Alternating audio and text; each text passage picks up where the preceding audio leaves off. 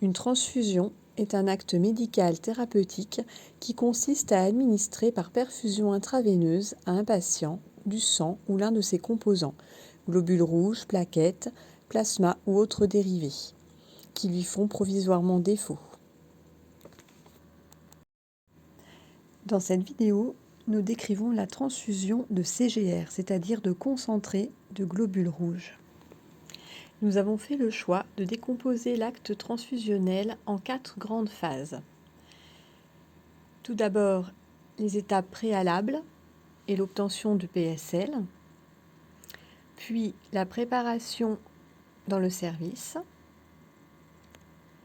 le test ultime et le début de la transfusion, et enfin, tout ce qui se passe au décours de la transfusion.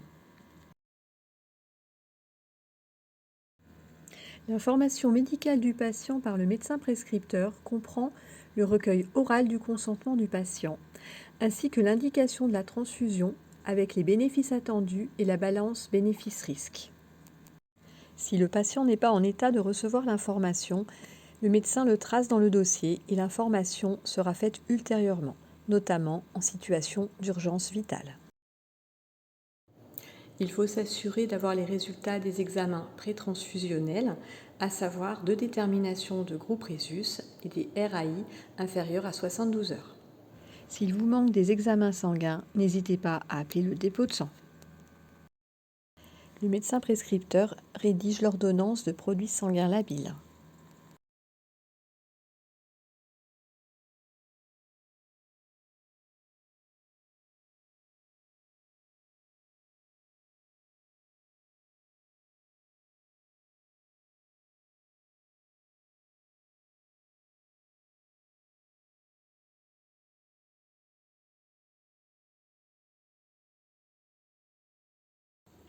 Puis, lorsque l'ordonnance de produits sanguins est complète, il faut la faire parvenir au laboratoire dans les plus brefs délais. Le bon doit être horodaté, puis remis en main propre. Bien sonner 3 fois pour avertir les techniciens de labo.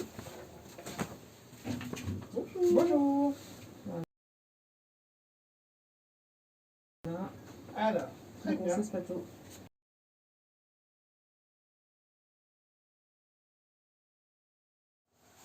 Je peux même pas faire. Avant d'aller chercher la mallette réfrigérée, se rendre au chevet du patient, lui expliquer le déroulement de la transfusion et vérifier les constantes, la tension, le pouls et la température ainsi que la saturation.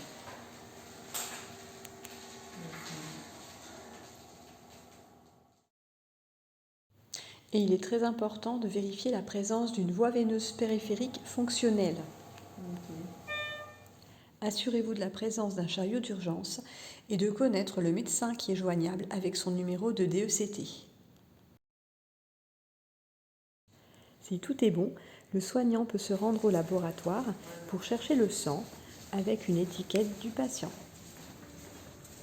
Attention, une fois réceptionné, le sang doit être transfusé dans les 6 heures maximum. Bonjour. Très bien.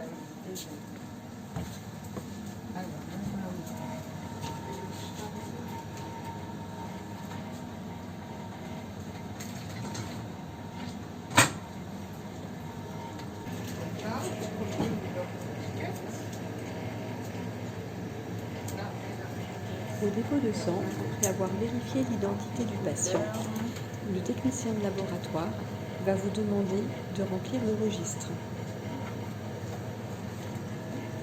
Une fois sortis du dépôt de sang, les produits sanguins labiles sont conservés uniquement dans une mallette ou dans un sac isotherme. Attention, ne jamais les mettre dans un frigo.